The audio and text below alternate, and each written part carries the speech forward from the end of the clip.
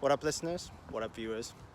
It's me, Tim, coming to you today from Lexton Gathering Grounds, a little nature reserve in Lexton, a suburb of Colchester, a town in the southeast of England, a country in the northwestern hemisphere. Thanks for joining me once again. Today's podcast is a conversation with another co-worker, another person who I met through work, and actually my manager. So don't embarrass me, guys. Don't say anything that's going to get me in trouble. So it's a conversation with Rajwinder, Raj to her friends and subordinates. And Raj is a super interesting person. She is a Sikh and was brought up in a predominantly Sikh family, although you'll hear as we talk that it's not quite as black and white as a complete 100% Sikh lineage. Just like for most of us, it's not completely black and white that we're 100% whatever, Christian, Muslim, white, European, African, whatever. It's a melting pot, and that becomes really clear in this conversation with Raj, I think. I wanted to talk to Raj because we often find ourselves, we have meetings at work where we have to talk about very important things, and we find ourselves kind of digressing onto the conversation of spirituality, faith, religion, and those kinds of issues. And often about family as well. You'll see in this conversation, really, actually, this is a conversation about family, and how family shapes and informs our worldview, our spirituality, our understanding of ourselves. So we start the conversation with Raj giving a real kind of history of her family in India and in the UK.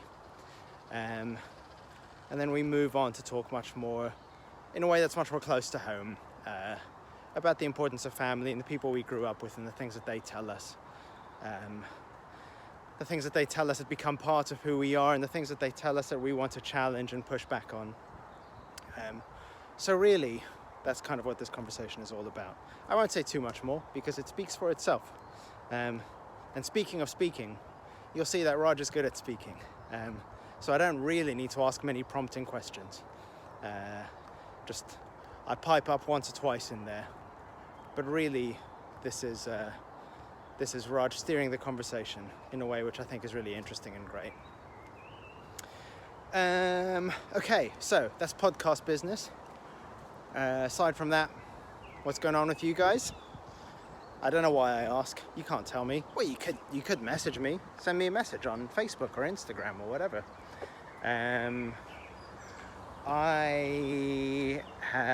Where are we? We're at the beginning of June, which means, check it out, if you stop and listen, there's birds singing, there's the gentle spring breeze flowing through the branches of the trees around me, and there's the sound of the A12 as traffic gathers pace, as local lockdown restrictions begin to lift. So that's weird, isn't it? I'm finding it kind of hard getting my head around COVID restrictions lifting, having got so used to them for the past year, but especially the past 6 months or so. And not entirely being sure how comfortable or relaxed to be with that. On the one hand, people are getting vaccinated. I've been vaccinated. I had my first dose of Team Pfizer on Friday or Sunday today, so 2 days ago. So on the one hand, that's all optimistic and exciting, and hospitalizations and deaths are still super low. But there's a dreaded Indian variant, which we're all very scared of, and that the media tells us is going to destroy us all. And it's kind of hard to know how relaxed to be. I've actually got a week off this week, which is why I'm so relaxed on a Sunday afternoon. I am off to see my family tomorrow. my mum and my dad and my niece and my sister and my sister's partner, which will be great. And I have some other plans to see friends, to meet for meals and that kind of thing. But like I say, I just don't really know how relaxed should we all be about it. How distant should we be? Should we hug? Legally we're allowed to, but does that mean it's okay? I don't really know. So I guess we'll just have to keep on kind of watching this space and seeing what unfolds. I'm at a crossroads. I don't mean in terms of my life. I mean literally, I am at a crossroads in this nature park. The Lexington Gathering Grounds. So called, by the way, because it's where natural spring waters gathered.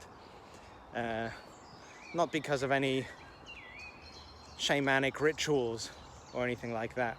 But that'd be cool. And who knows, maybe once upon a time there were shamanic rituals here. But as I understand it, it's just called the Gathering Grounds because waters gathered here, and this was, until 50 years ago or whatever, a source of water. And it's still owned, I think, by a water company, although it is now a nature reserve, so there isn't much going on it. Okay, I don't really have much else to say. I've introduced the podcast. I've waffled on a bit about COVID for a bit. Maybe I'll just keep this short and sweet this month. So, thanks for being here. I hope you enjoy the conversation with Raj. I certainly did. And if you're still here at the end, I'll see you then. Okay, bye!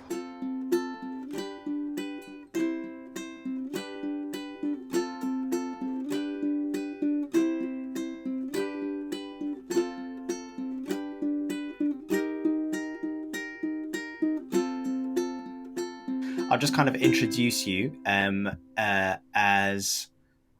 my manager at work, but also somebody who I've really enjoyed and appreciated talking to about religion, spirituality, kind of growing up in a different culture with a kind of in a religious setting, which is quite different to kind of the kind of secular landscape of the UK. And I just thought it'd be great to kind of have your story and to kind of just, again, kind of for selfish reasons, because I'm interested in it and want to learn more. And I'm kind of curious about kind of your story and your background. But also, I just think it's going to be really interesting for the people who are listening. So I wonder if a good place to start would be right at the beginning. So right at the very beginning of your life. Now, you can correct me if I'm wrong, but as I remember you telling me, you weren't born here in the UK. Is that right? I was born in the UK. I got that wrong. My family's, because it feels sort of wrong to start off with me, because my family's sort of relationship with the UK started probably even 2 generations even before me, basically. Oh wow! So I was that's way what off. I'm aware of. Yeah, as much as I'm aware of, and it's something more to investigate. Basically, it's always something that I've wanted to do, and it's something that I need to sort of think about how you go about doing it, because India as a country is very good at sort of keeping records of your ancestors, and it's something that I'm really quite keen to do at some point. But as far back as I know, so on my sort of mom's side of the family, her uncle, so my grandfather, her father's brother, was in the British Indian Army. So he was a soldier. And in those days, when you served your term, some of the incentives were you were given access sort of to the Commonwealth countries, basically. You'd get more land.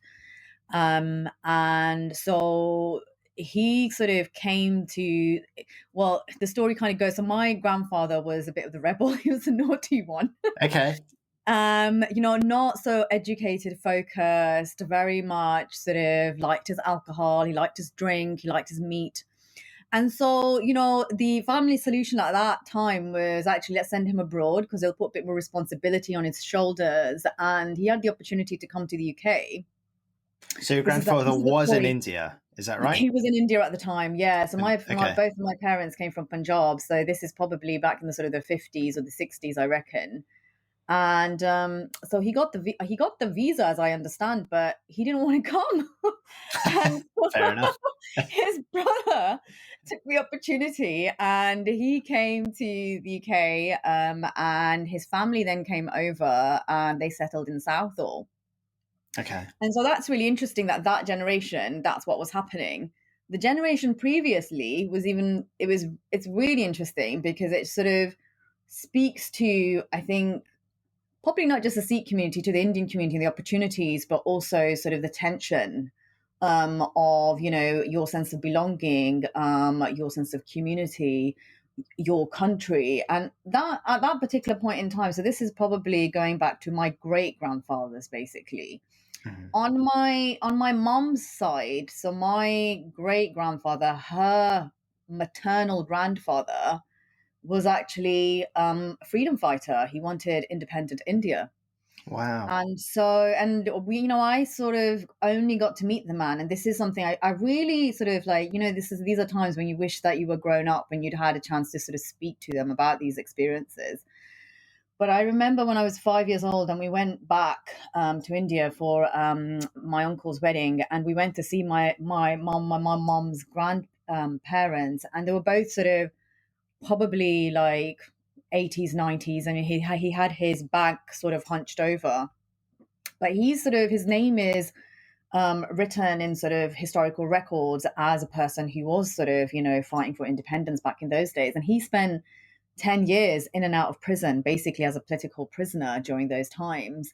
And, Wow. Yeah. And, at the time, so Amritsar, which is where the Golden Temple is based, was also quite a political hub, as I understand it, from the stories I hear. So my uncle was quite close. So my mom's brother was close to his grandfather.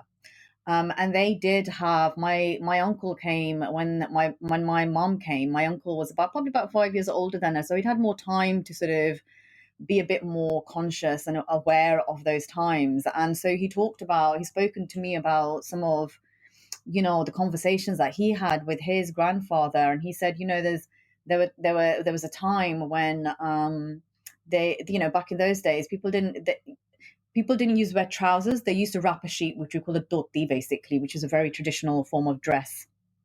And through that, he said you could see grooves on the back of his legs, basically, from being a political prisoner. Because in those days, sort of the convention around torture didn't come till about later on. Wow. So he was tortured in prison. So he was tortured. He was tortured because, and he was very politically engaged. My uncle was saying that his name is down on sort of political conventions that took place in Amritsar at the time, basically.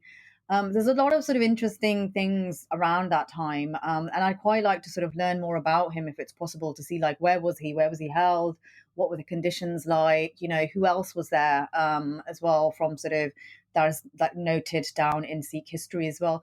So on my mom's side, you had this sort of politically engaged, really strong individual. And my nan was probably a little girl when her father was taken. And she spoke of stories like, in those days, you're living in a rural village, and there were times like it was just her and her mom. And I remember my mom telling me that her mom used to have to wear a turban and pretend to be a man to go and work on the fields, so that she could sort of stay protected and look after her and her mom, basically. And I can't imagine what those days must have been like for a man to make that decision to leave his little girl and wife behind for something that he believed in, and the impact of that on my grandmother. These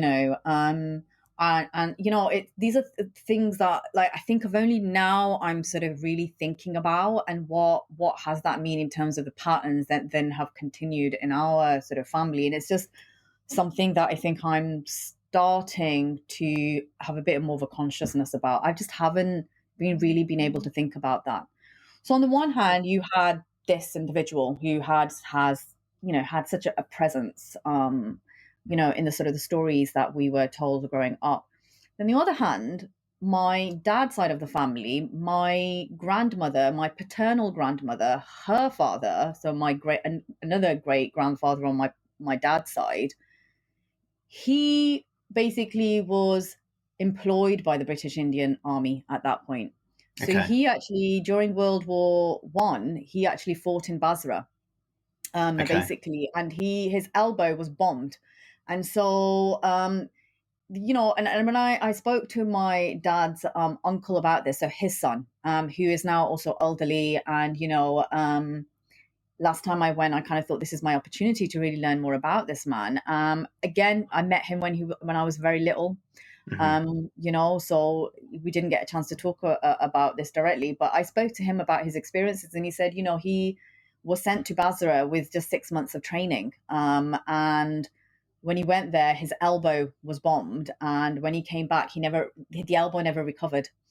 So as part of sort of being in the British Indian Army, he was then employed in the British Indian Police. And one of the things I didn't know is that part of being part in the British Indian Police, they also used to have sort of people of faith also employed, I think, within the British Indian Police. And I don't quite know how that worked out. So my great-grandfather sort of was employed by the British Indian Police in some way to sort of play some like faith-based role within that sort of, space. And I don't really know what that looks like.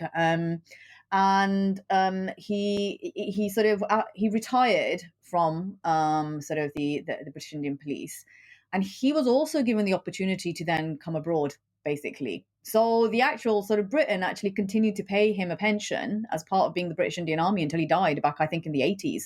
So he was still receiving a pension, even after independence. And so he sort of retired, and then he went back into farming, and then he met my, grandmother, who actually wasn't from a Sikh background. She was from a Hindu background, conveniently a fact that my dad decided not to tell us. But it is that something that would have caused strife?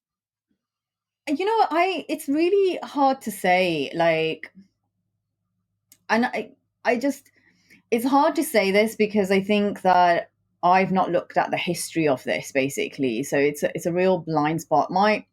When I hear what my dad used to say, and when I hear the stories of the time, the one thing that my grandfather used to say to my dad is that he missed his Muslim friends. Like, before 1947 happened, there were a lot of Muslim families that used to live in the area that even like that, my dad came from. And I didn't even know until probably about 10 years ago that my grandfather had actually donated land to some Muslim fakirs. And fakirs are people who basically dedicate their life to religion and spiritual discipline. And there's this place of worship that Muslims go to, and the land was actually donated by my grandfather. And so, it's my sense is that the sort of the religious identities, I just feel like they didn't matter as much in those days. I think the caste system probably did. And I think that for you to, that's my sort of subjective, just sort of inkling sense of it. I think the caste system did, and that, if you married somebody outside of your faith, you probably likely married into somebody of a similar caste. But, my dad's generation, like my dad conveniently didn't tell us that actually his grandmother, so his mom's mom, was actually a Hindu woman, basically, and that her father was a train driver, so she came from some sort of like an educated background, but again, don't know anything about her. So it's kind of, go for it.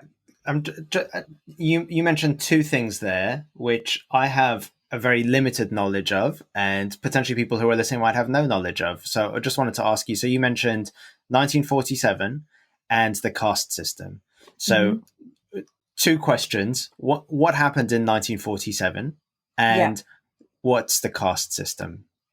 So let's start with 1947. So 1947 was the year where India became independent. And during that time, there were two parts of India that were split, basically. Two states, like originally sort of, I guess, royal states back in the days, that were split. because basically it was thought at the time by the sort of powers that be that actually splitting the country and then having a particular place where Muslim people could live would be safer, because there were a lot of communal riots that were taking place. Right.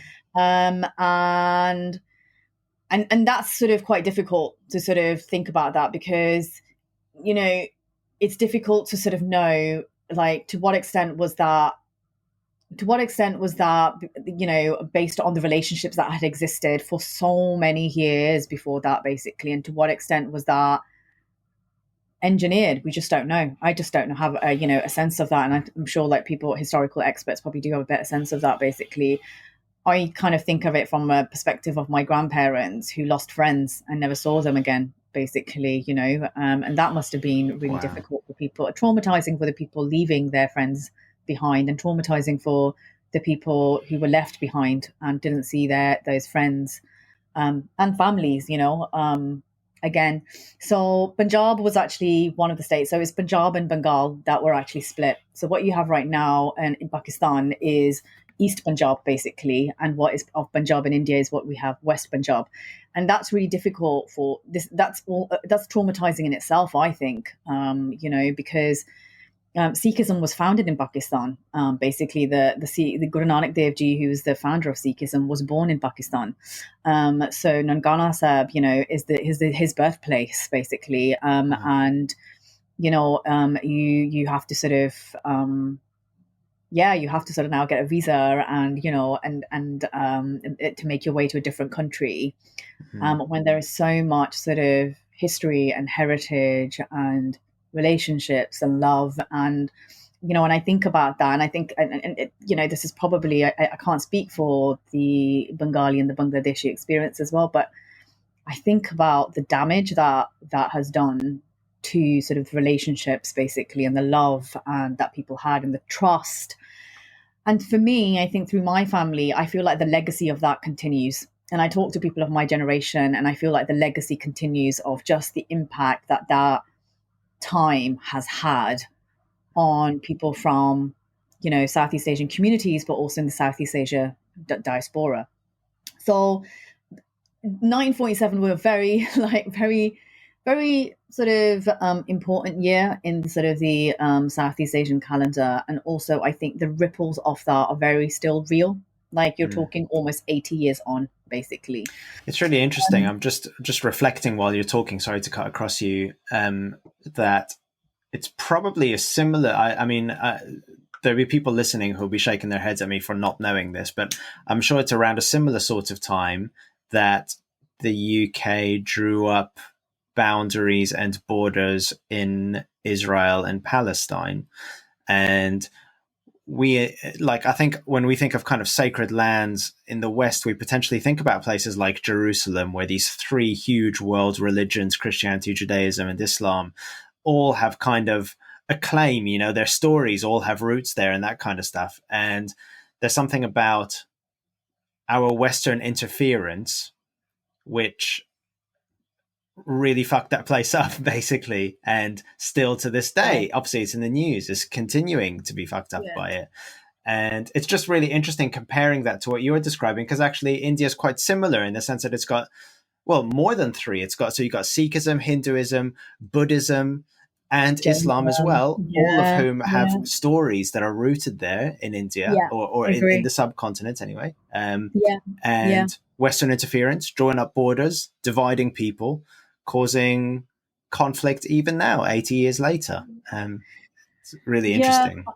I mean, so, I think sort of the post-colonial sort of narrative that we live in today, I think that I only sort of was starting to almost come to terms with it and its sort of tangible, impact on me, probably in my late 20s and my sort of my 30s, basically. I'm in my late 30s now and approaching my 40s. And, I think that and this is partly why I'm really interested in sort of the broader ideologies, because I don't think that there's enough consciousness. And that's what actually faith really helps me to think about, is the bigger picture, is the ideologies at play. And in some ways, for me, faith is a form of ideology, spiritual ideology. And because I am sort of, if I do my morning prayer, I am being asked questions, to think about what is the impact of my actions on others, basically. And what's been really difficult, I think, sort of to try and understand in my 20s and my 30s is, how do you stay sort of true and act authentically how do I do that as a Sikh person within the broader structures and cultures at play where other ideologies at play? And I feel those tensions, so for me, like, for example, I find job titles really difficult. I find hierarchies really difficult because, in Sikhism, one of the things that I was raised with, or I truly believe in, even though that, a caste system has been very real in my life, is that we are all equal, and I believe in that as well. And, it's been really difficult to practice that because I came from a family that does believe in the caste system. And so here you are as a young person, you're reading about your faith and what your faith teaches you. Then you see your culture and you see your culture practicing something different. And it's how do you ask those kind of questions to the people who in some ways like are older than you and have more experience than you and are guiding you, but you're seeing stuff and they're not quite seeing it and they are stuck in their mindsets. So that's been a really, really difficult part of my life to navigate through, basically, with elders in my family. I think the other thing that I find really that has been something really difficult to navigate through is faith in the workplace, because we spend so much time in the workplace, basically. And coming back to the point around equality, I sort of feel like in some ways job titles and structures and hierarchies bring out the ego in me. Of course.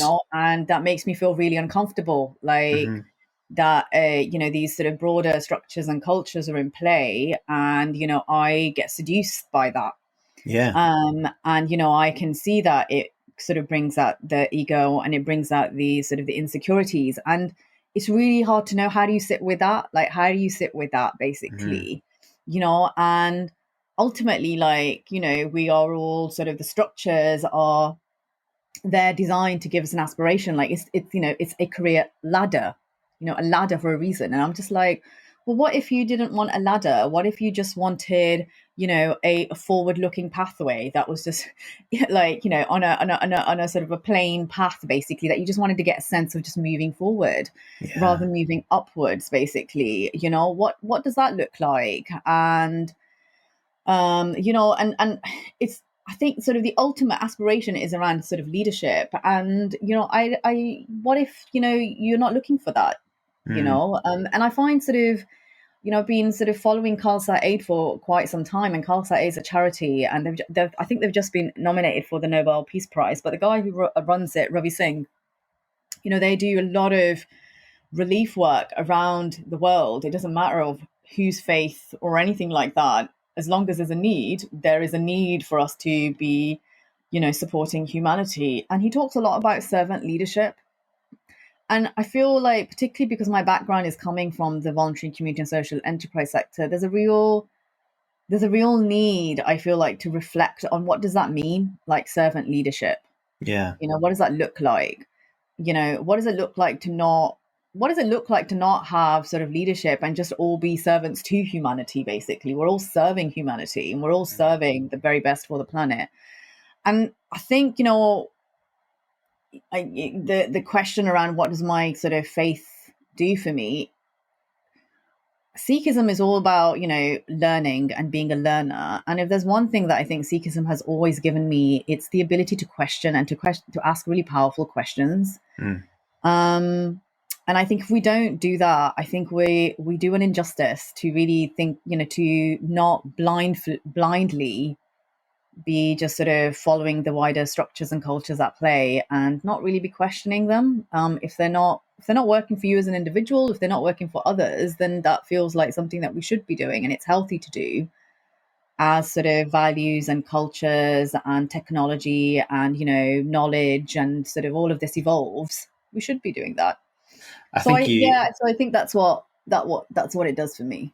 absolutely, and that you raise such an interesting and challenging point about having a religious faith. And well, so you and I both have a religious faith, albeit different faiths. For you, it's Sikhism. For me, it's Christianity. But we live in the same culture, so literally in the same workplace, but also more broadly, we're both in the southeast of England, in Western culture, in a fairly affluent culture, and that kind of thing. Yeah. And there are cultural scripts which we're constantly reading and imbibing, and there are the kind of religion tradition kind of scripts that we're working with as well. And how those two things meet can be a really creative thing, and it can be a really challenging thing. So in a culture, for example, like Western neoliberal kind of small c conservative culture that we're kind of living at the moment, there is that sense of climbing the ladder, making money, career progression, making a name for yourself, getting recognized, that kind of thing. Whereas certainly in Christianity, and I'm sure there are parallels in Sikhism, there's a narrative of actually moving down the ladder to be with the poor, to be with the people who are at the bottom of the ladder, both in a kind of humanitarian, help them, lift them out of poverty kind of a way, but also in a kind of, to use Christian language, that's where you'll find Christ. That's what, if you're looking for wholeness, for peace, for fulfillment, you won't find it at the top of the ladder. You'll find it by moving down, from moving away from that kind of fast-paced, high-energy, frenetic, self-serving kind of thing. And I think that religion's always on this battle with culture, where it's either gets in bed with culture completely, and that's where you get horrible things like the Crusades, where religion is used to justify cultural prejudices or whatever. Or on the other hand, you have religion kind of seeing itself as like a counterculture, which can also lead to horrible things. That's where things like homophobia and stuff like that come in, where you're resisting the kind of prevalent message of the day. And it's just such a challenge, isn't it? That actually I am a part of, I can't deny that I'm a part of a neoliberal capital, small c conservative, southeast of England culture. And that's shaped me, and that's part of who I am. And actually those values are there somewhere in me as well. And they're constantly rubbing up against my faith, my spirituality, my kind of sense of belief. And sometimes creative, cool things emerge. This podcast, you could argue, is a way that religion and culture meet, but sometimes it can be quite a difficult kind of space to occupy, where you're really not sure which script to follow. And I've definitely fallen too far on either side. And going too far on the religious side, you end up with a kind of self-flagellation thing, where you well, for me anyway, like I didn't want, praise is bad, self-seeking stuff is bad, making money is bad, all this kind of stuff. But actually that's not all that healthy either. Anyway, I waffled there for a little bit. But no, it's really interesting. All interesting. Cool. I'd love to know, so at what point in your life, so you were born here in the UK, but you grew up a bit in India, is that right? You lived in India as a young girl? I did. Yeah, I lived for about 2 years in India. Oh, is that it? It was just for 2 years? Okay, I thought it was longer than that. But 2 years. I just wonder, at what point in that journey your family's history and tradition, relationship with Sikhism, your Hindu grandmother that you mentioned, all that kind of stuff, at what point did you start to become kind of aware of what that meant for you? Like, at what point did faith, that kind of tradition, come alive for you? Was there something that led to it, or is it just something that kind of gradually grew? I think it sort of started for me in my early teenage years, basically.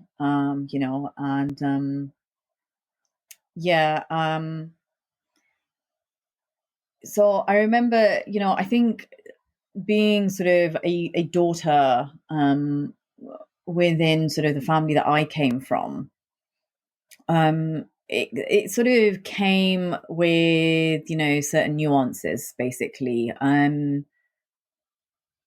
You know, I think sort of my experience was patriarchy is still very strong, basically. You know, within sort of the structure and the cultures that I grew up in, basically. And I can't speak widely because it's not fair for me to say that, because I know that, you know, there are other women who have had different experiences to me.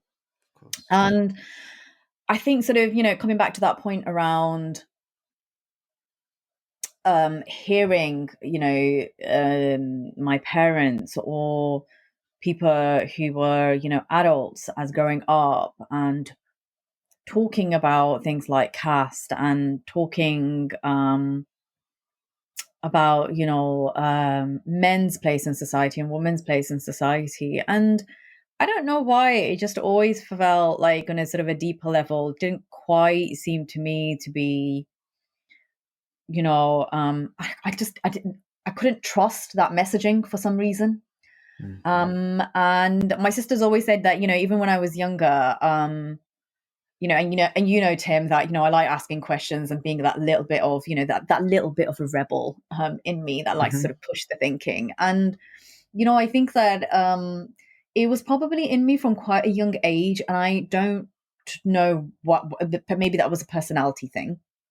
But I remember sort of around 11, 12, 13, sort of starting to be curious about, well, I'm hearing all of this stuff, but what is it that my faith is actually saying, you know, that, and what does that mean for me? And I'm not sure it was a particular event. I think it was just how I was feeling at the time. And one of the things I will say about my dad is, you know, he made the space for us to learn about our faith, basically. Whenever we went to India, we would always go to places of worship. And my parents always made it their business to make sure we did that. And that, it's wonderful because it really sort of makes that history so much more alive, that this temple marks this particular event at this particular point in time where people were fighting for justice or this, that, and the other. You know, that, you know, there's a temple where, you know, the 10th Guru's two youngest sons were buried alive because they refused to bow down and become and convert to another faith, you know, and they were fighting for what they believed in, basically. And you hear these stories, and then you go there and you see it, and you see that wall for yourself, and you can't escape that. And that's what, you know, going to Jerusalem is like. You know, it's what going to sort of Mecca is like. It's sort of, it's there, it's tangible, and you can't escape that sense of history and that heritage that you've been told stories about. You know, it's sort of, you either walk away from it or you accept it. And I completely accepted it because I'd been exposed to those places from a quite young age, probably like from 4 or 5 years old, actually, because I remember our parents taking us to Pakistan, which was not done actually that much back in the 80s.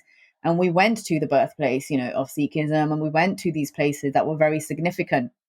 And I remember, like, the last time I went on a holiday with my parents, our dad sort of, my sister and I sort of went on a holiday with our parents, and we went all the way to this island called Rameshwaram, which is right on the bottom of the tip in India, between Sri Lanka and the Indian and India. And there, and what you find in Rameshwaram is the temple that has the feet of Guru Nanak Dev Ji stamped there, basically. Oh wow! So he had made his way all the way through India in order to then get to other places in Asia, and that marks that he was there. And so tangibly, you feel like you are walking in the footprints of someone who has had such a massive influence on your life, basically, because of the messages that he was trying to convey around justice and equality and serving humanity. And I think sort of like those kind of like experiences and picking up on that and being in that sort of spiritual space, and then sort of hearing then all these cultural sort of messages and seeing it as well, and not quite sort of feeling right. Both my sister and I sort of started basically reading up on our faith. We started doing our morning prayers and our sort of evening prayers. So directly getting the message of what was our guru saying to us, like the Bible. Mm-hmm. And, and that sort of really then started to help me to start questioning and challenging some of the sort of the cultural messages and the practices were at play within my home environment. And it's really difficult for for a father who's been brought up in a highly patriarchal environment to then have daughters who are then questioning some of the messages that are coming out from him, basically. I can imagine. And I think I could feel that sort of tension, basically. Our parents number one, they didn't have a decent level of education. My dad did, my mom not so much. So he had a decent level of literacy, and not my mom didn't so much. But then didn't have the Western education as well, and they hadn't been through the Western model. And then on top of that, they've been brought up in this culture, which in some ways felt quite incongruous to the faith. So you've got all of these complexities and layers at play. And how do you as a teenager even think about navigating through that? Yeah. And then I think at university, sort of studying a subject like law and then going on to study human rights law made that even stronger. I think sort of that is, as part of that, looking at, the sort of the Israel-Palestine division and looking at politicized religion and, its impact and sort of communal sort of ideologies. I couldn't escape that because that's sort of the discipline that I'd chosen to sort of learn more about as well.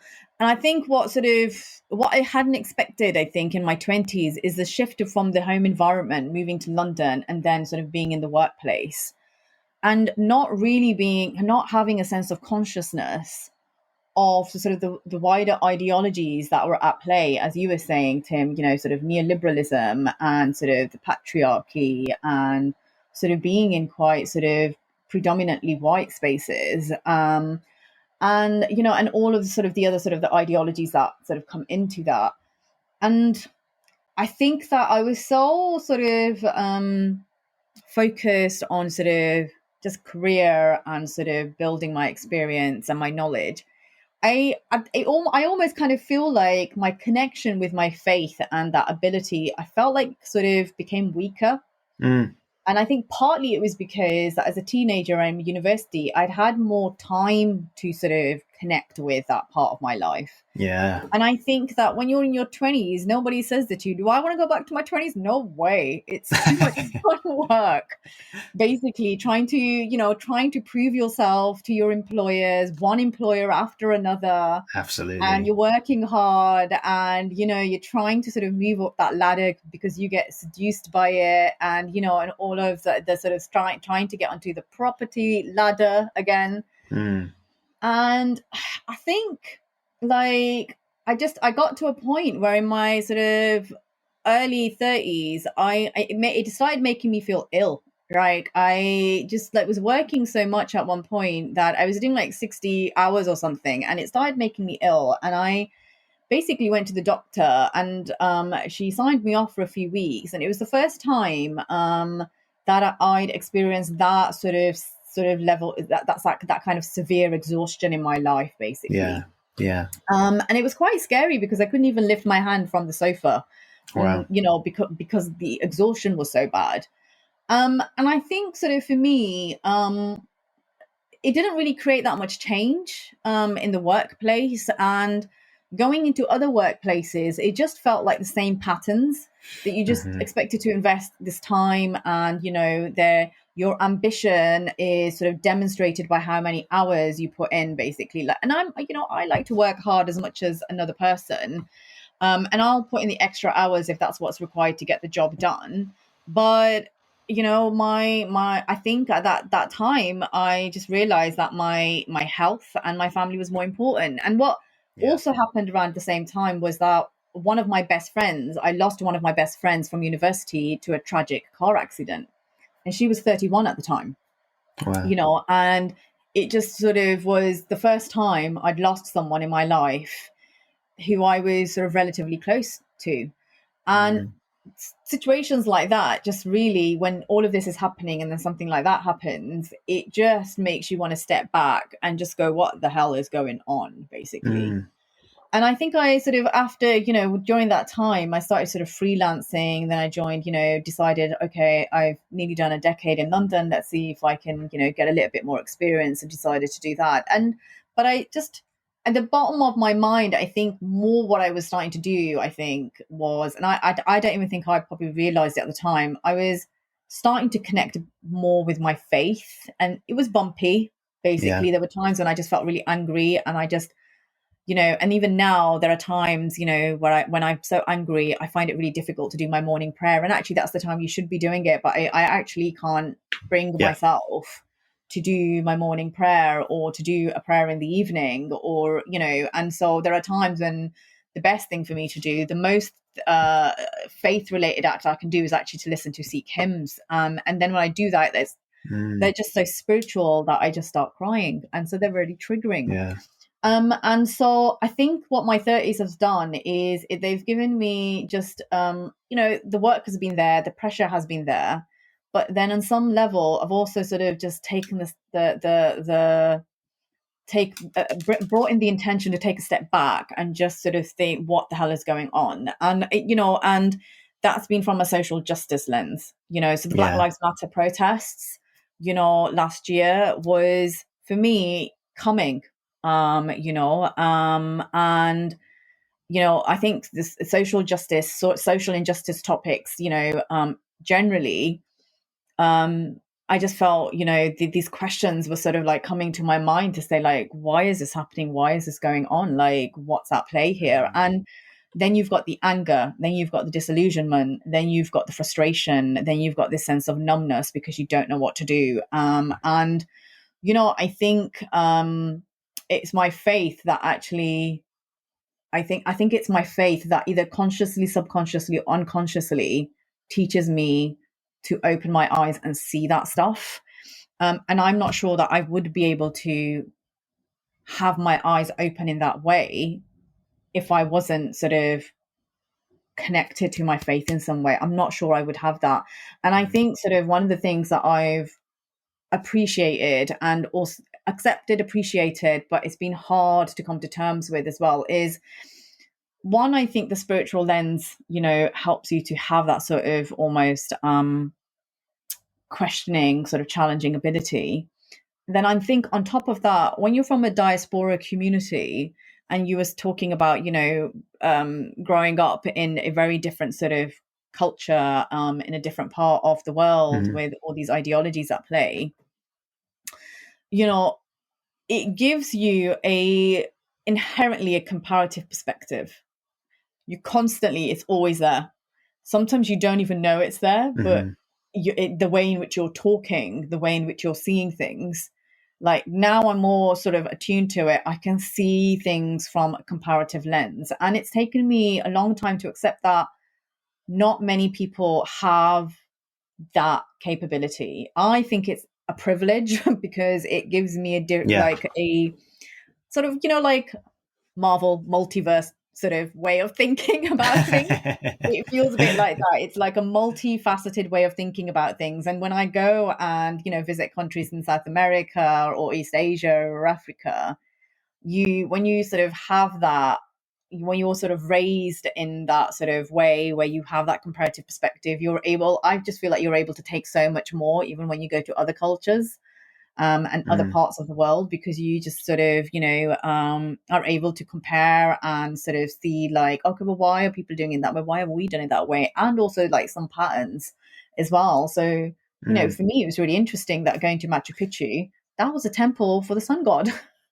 And then it was like, that's really interesting that this is an ancient culture that worship the sun god, and that we have in the Hindu culture Surya Dev, who is also the sun god.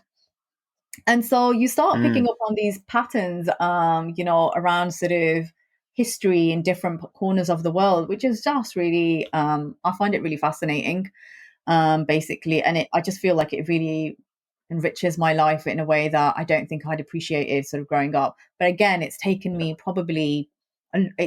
quite a long time to sort of recognize that actually, because for a long time I didn't even recognize that I was doing that.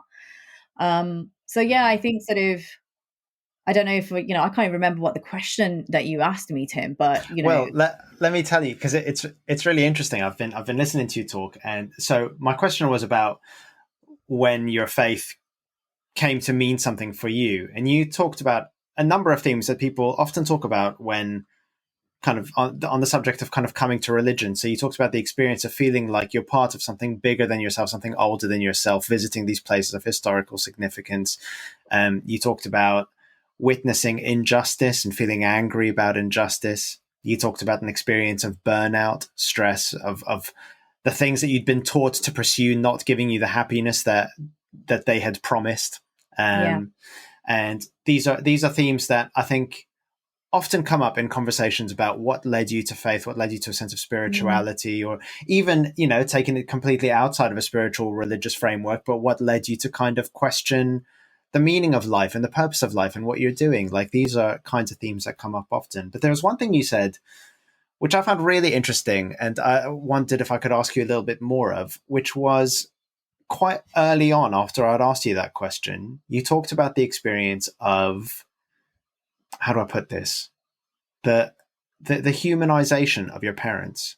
And what I mean by that is, so you specifically talked about your parents having grown up in quite a patriarchal society and having held values and traditions which you pushed back against and rebelled against a little bit. And there's a moment in growing up, I think, that all of us experience, where your parents stop being, when you're before you hit teenager, before you hit adolescence, your parents know everything. They're like the oracle who have all of the answers and will keep you safe and provide everything for you. And there's never any doubt.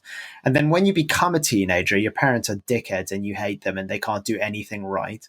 Yeah. But then there's that moment, and I guess for most people it happens in their early 20s, certainly it did for me, where your parents just become human beings, human beings who you're grateful for because they tried their best, but human beings who you also realize, just like you, just like all of us, have their failings and have their own struggles and weaknesses and that kind of thing. For me, there was a real crystallizing moment when my dad came out when I was in my early 20s. And it's like, he has given me permission to talk about this on the podcast, so it's all cool. But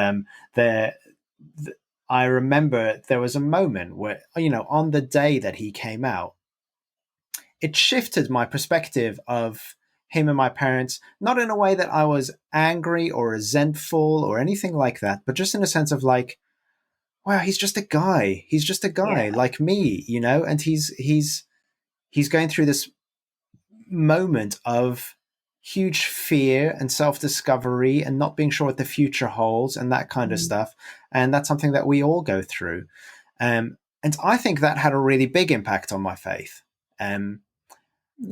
I couldn't exactly articulate what that impact was, but it was around that same sort of time in my life where I moved away from a fundamentalist kind of religion, which is what I'd grown up in, where religion holds all of the answers and there's only one way, there's only one truth, there's only, it's a very exclusive kind of thing. And it was around the same time in my life where I started to move away from that. And I wonder if that process of seeing your parents as human beings, so in your case, recognizing your mum and dad's influences, which they found difficult, is also part of the kind of unlocking of that bigger picture of religion and where we find meaning. And maybe that helps us to think more critically about those kind of scripts, whether they're religious or cultural or whatever, and begin to see, actually, there's some good here, there's some beauty here, there's also some dark stuff here that's really messed up and isn't okay. But there's a parallel there, I think, there's a lot of layers, I think, to your reflections there, and your reflections there and that point, because there's this sort of the layer of my parents' relationship with each other, and sort of how sort of that evolved and what that meant in terms of seeing them in that way. Because I think that was very That was a big sort of that was quite a big thing for me, basically, particularly in my 20s. And then sort of, I think the third thing that comes to my mind is seeing your parents as human beings when they're going through their own struggles. And there's a particular moment, and I'll come to that in a minute as well. And then there's something called hukam within Sikhism, which is a struggle for me to come to terms with. And I'll kind of, I'll talk about that as well in a minute. So the first thing was, around my parents' relationship. My parents had, an arranged marriage. This is back sort of 1979. My mum was told the day before she got married that, take the day off, you're getting engaged or something like that. Like when my mum talks about it, so here's this 19-year-old woman. She's probably met her her to-be husband once or twice. And that's sort of that. And, I think sort of when in those dynamics, that was normal. You didn't question that basically. And I think that those sort of the dynamics of that arrangement, and then sort of being raised in a culture that, was different, thought about these sort of areas of life and relationships differently. That was sort of, it wasn't a struggle. It wasn't a tension. You just didn't know how to make sense of it. Basically, it was just difficult to really make sense of all of that. And where do you sit with all of this, basically? Because, we sort of, I feel like I'm sort of that generation where we, adopted and adapted some of the Western practices around sort of dating and this, that, and the other. And that is very difficult for parents from that generation who've experienced things so differently to then come to terms with a different way of doing things. They just want you to meet someone, get married within a year, and thank you, off you go, basically. That was sort of like my personal narrative in my sort of 20s. And I think sort of at that time, what I saw happening was that, we are as a sort of like a, intergenerational, those things are really playing out, and you're trying to figure all of that, this messiness, that's the best way to describe this messiness, and trying to navigate through that and trying to make some sense of it and trying to do the right thing by the people you love, but also by yourself as an individual as well. Yeah. And there's no right or wrong answer. There was no right or wrong answer for me there anyway. You fluctuate as well within that. And what I saw within that sort of messiness is actually my parents becoming more friends.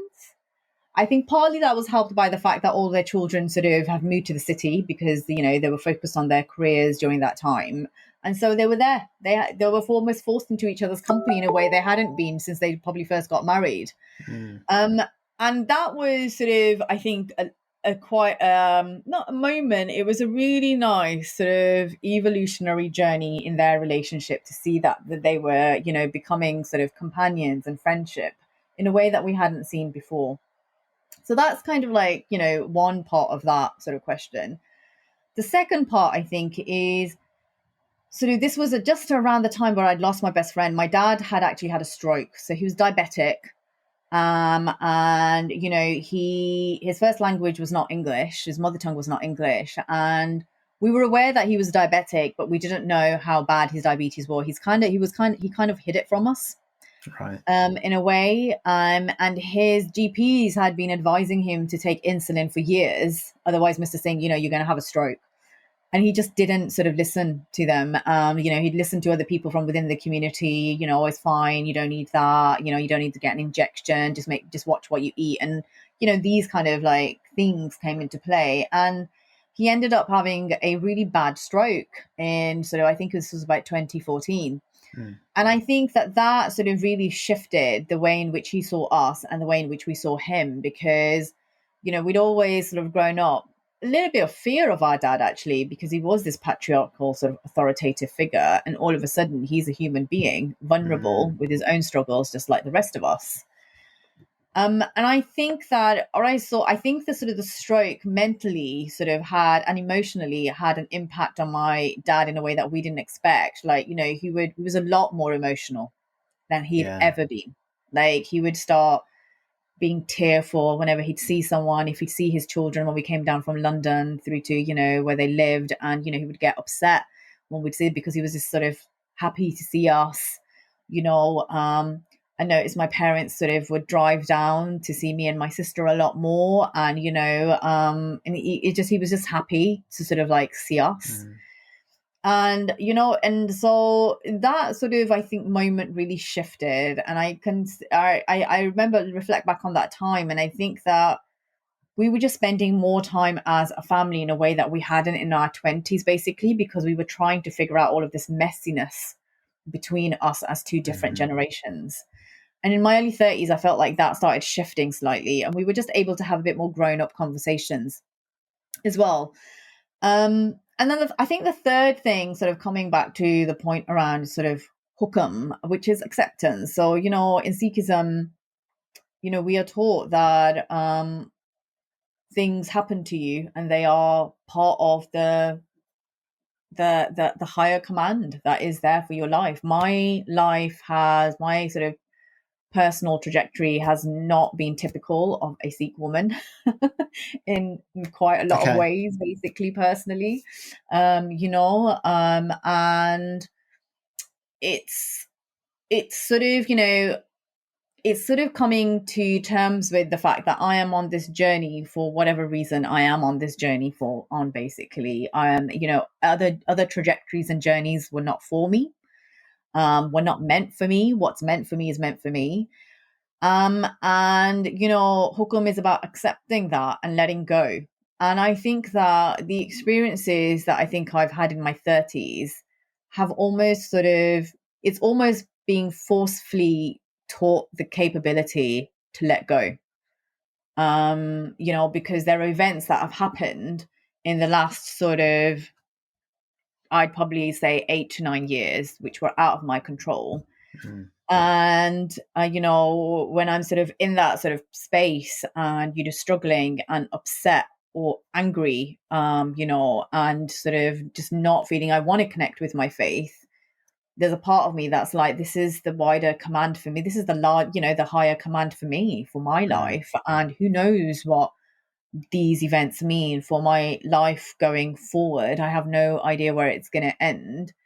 But I think sort of what I'm sort of like where I'm at right now is thinking about sort of and exploring now, how do I connect more deeply with my faith? Because I think I'm getting to that point in my life where I feel like I want a more deeper connection and I want to have more time for my faith, basically. And I just haven't had that in my 20s and my 30s. And, I love working and I'm a hard worker, but for me, I just miss spending my time in spiritually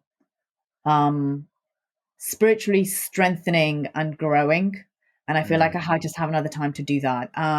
So I'm conscious, and actually so is my sister, of, we have a saying that within our evening prayer that, hey, life is shortening day and night. What are you doing? And so when I hear like my uncle or whoever saying, life is long and, you need to think about that. Life is short from my perspective. Life is short. We don't have a lot of time here with the people we care about on this planet. And somebody sort of expressed it so nicely that everything here is on rent for us. What we own, where we live, this planet, we're renting it because it's going to go to someone else in the future when you're no longer going to be around, when you're, in the ground or you're sort of ashes and dust. So I think the events of my 30s have shifted my mindset so profoundly in thinking about what it is that I want, what's the place for my faith within that? What does that mean for what I want to do, where I want to go? Success, I really don't like the word successful. I wish we'd kind of delete that from the dictionary for me. For me, it's more about deepening, strengthening, growing in a way that is meaningful to me, where, when I'm 60, I'm like, and something happens, I just want to be able to turn around and say to people, you know what, let go. I'm all right. I'm ready, basically. Yeah. You know, like if that's Yeah. sort of like, forget about success. If I can get to a point where I'm at that end point in my life and I can turn around and say to my loved ones to say, I'm ready to let go. You guys let go. I've done what I wanted to do. And I feel like sort of, you know, I've earned those, I hate saying it so crudely, but those sort of those spiritual points that I wanted to earn, basically. Yeah. Yeah. You know, but that requires conscious effort and time. And that's where the struggle lies, is within sort of, you know, you're paying the mortgage and working for a living and all these responsibilities of family, and then, you know, living up to all these duties as a daughter, a sister, a mother, and so on and so forth, making the time for that. There's only so many hours in the day. And so, you know, this is where I'm at the moment, is how do I consciously start doing that in my life in a way where I'm able to sort of live the kind of life that I feel is more connected to what I want, where I want to be going in the future. And I don't have the answer to that. That's going to be a journey in itself. Yeah, I mean, absolutely. You just made me think.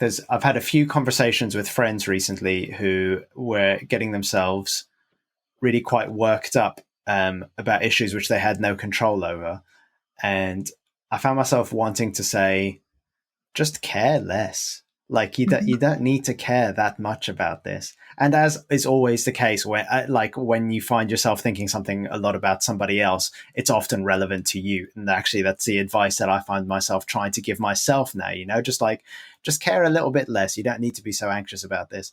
And that's a kind of flippant way of putting it, but the spiritual truth which you touched on then with regards to your dad, but also with regards to yourself, is, and I think this is pretty universal across all of the big religions and spiritual traditions, is the idea of, I get, like, to use the 12-step language, admitting powerlessness. You know, that's the first step in recovery for alcoholics, is admit you're powerless. Or is it first? Maybe it's a second. I can't remember.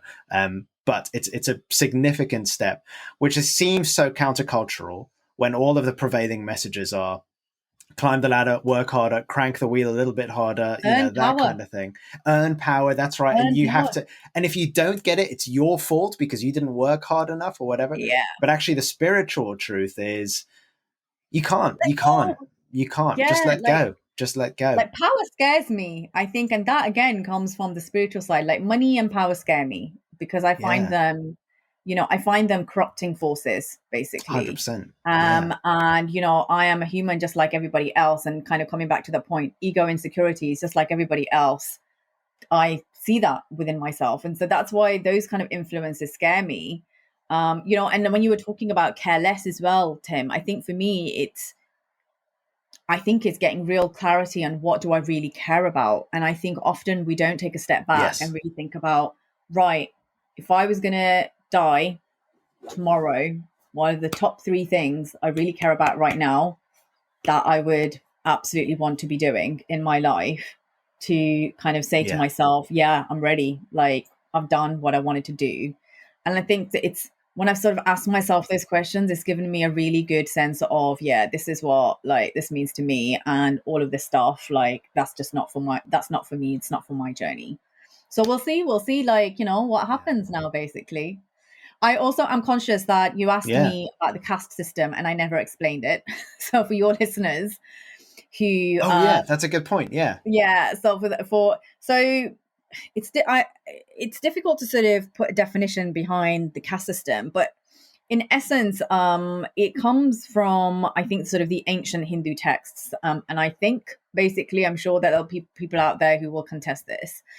But what it does is it divides people into sort of different, almost like bands, I guess. So within a feudal system, you know, I would typically belong to the caste of landowners because both of my grandfathers were farmers, basically. Then you'll have a different caste of people who earned like through business or something like that, basically. So I think sort of what's interesting, I think the caste system is there, not just within India, more broadly, actually, when we think about the aristocracy and the feudal system. And, you know, we see it, I really feel quite strongly, we definitely see it playing out in inequalities and how they're perpetuated, basically. But, you know, it is definitely, I think, a topic that is always very live in my world. And so so that's why it's kind of come up in that conversation, is because it's so deeply entrenched, I feel, in the Southeast Asian community. And it's just been very much a live part of my experience growing up, and in this community. So I don't know if that gives people a clear definition, but definitely go and check it out on the internet if you want to learn more about it. Is that all right? Yeah, thank you. That's all right. It's brilliant. I'm very conscious that I finished my workday, but you haven't, so I don't want to hold you up for it too much. But thank you so much for giving me the time and for contributing to the podcast. And I'm just really glad, Raj, to have you, not just as a manager, but as a co-traveler on this kind of spiritual journey that we're on together. It's great that we can explore this stuff together and have these conversations. I'm grateful for you. I appreciate it. Definitely the right word. It's been a pleasure. Yeah. It's actually just really nice being able to talk about this, because I just feel like we don't talk about it widely as a society, whether that's about spirituality or religion or faith. But just for me, it's all about higher level of consciousness. And so it's just really nice to be able to just have those conversations and explore them from even different faith perspectives. You coming from Christianity background and me coming from a Sikh background. It would be really nice if we could sort of think about opening that dialogue up even more as well. I think humanity could do better. I think humanity benefit Always. from this.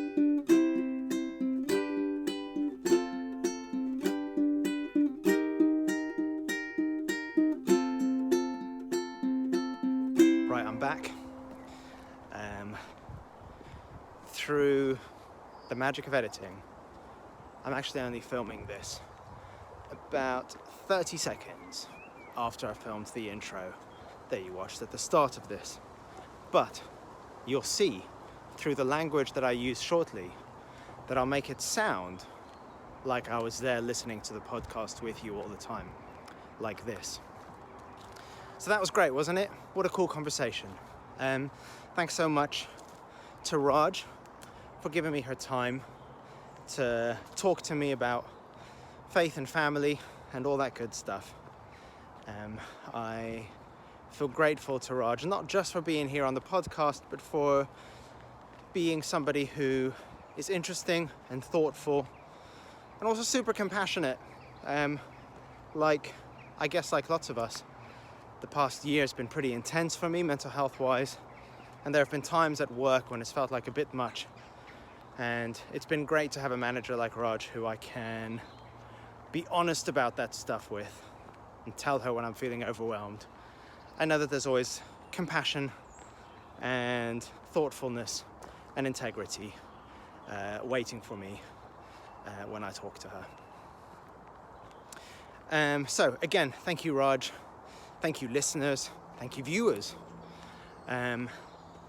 I don't formally have a guest lined up for the 1st of July yet, but I almost have someone I'm very excited about. I don't want to say, because if it doesn't happen, then that'll be a bummer. It'll be false advertising, a form of fraud.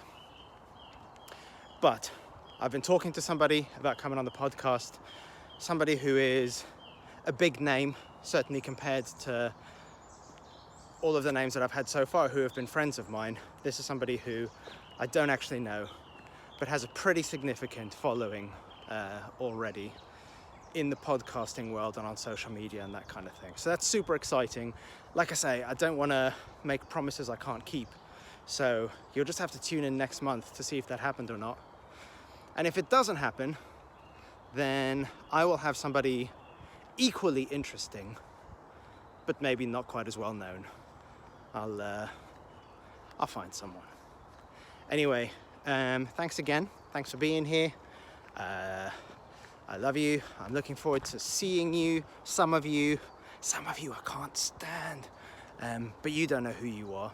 The people who I'm looking forward to.